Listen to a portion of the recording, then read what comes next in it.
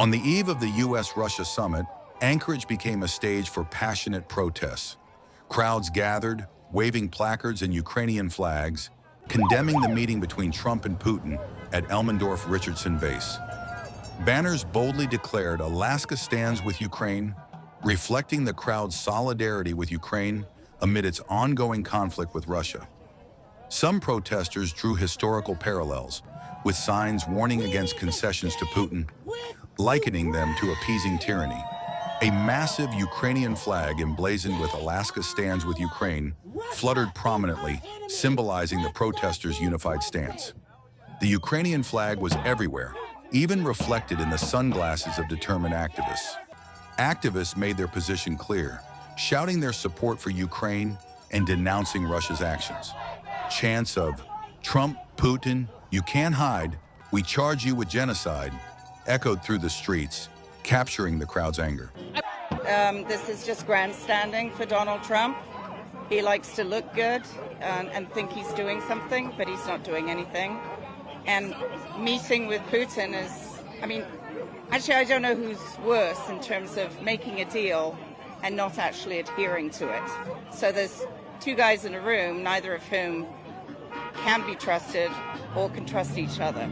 It's a travesty. Signs like "Democracy needs your courage" underscored the protesters' call for bold action to protect democratic values. This is about Ukraine. It's not about America. And it's not about Russia, really, except that Russia invaded Ukraine, and they need to leave. There's nothing to negotiate. What should Zelenskyy do in return? He just wants to reaffirm his borders, and the fact that he's not here is just colonialism, all over again.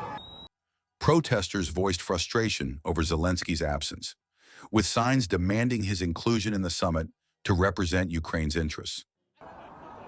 Putin and Trump meeting together, I hope that they can accomplish something. I'm kind of a little pessimistic about it, but I want to support it and hope that they can stop this, what they're doing to the Ukrainian people and the Russian people, for that matter. Despite some hope for peace, many remain skeptical about the summit's potential to resolve the Ukraine conflict. Should be here. Should be there at the table. I think it was appalling how he was treated by our president when they spoke last, but I think he should be here. It's about his country. Placards labeled Trump a convicted felon and Putin a war criminal, reflecting deep distrust in both leaders. The idea that this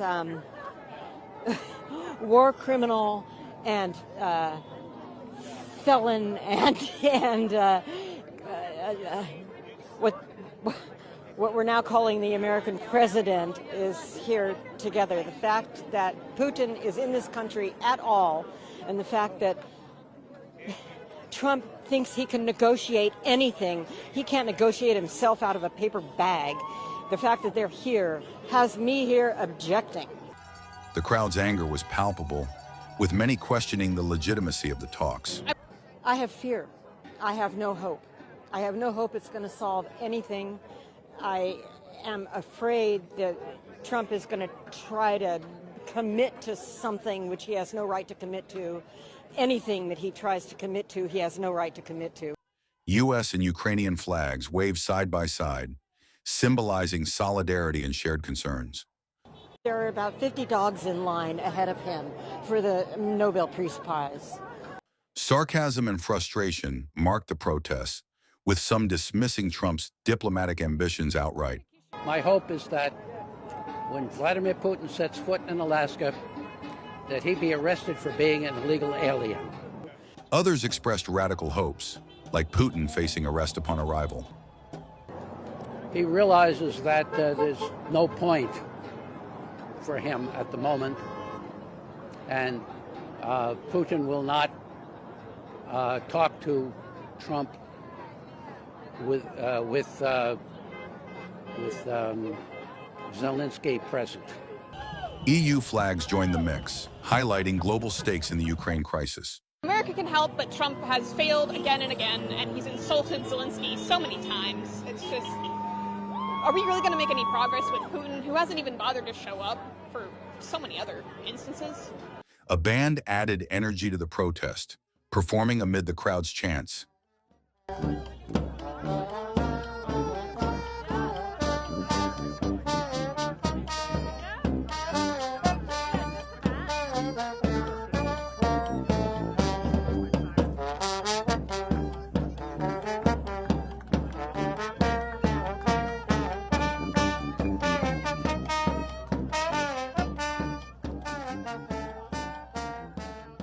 I don't really have much hope for the summit tomorrow.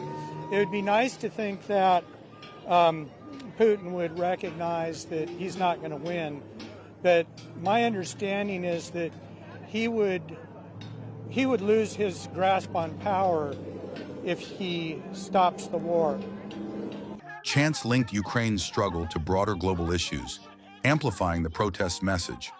A flautist performance added a poignant note to the demonstration. The protest culminated with a band playing Bella Ciao, a historic anthem of resistance, as the crowd rallied against the summit. The White House confirms the Trump-Putin meeting is set for 11 a.m. tomorrow, with Trump suggesting a second meeting with Zelenskyy may be needed to address Ukraine's future. As Anchorage reverberates with calls for justice, the world watches tomorrow's summit with bated breath. Stay with DRM News for updates on this developing story. For more details, watch our story and subscribe to our channel, DRM News.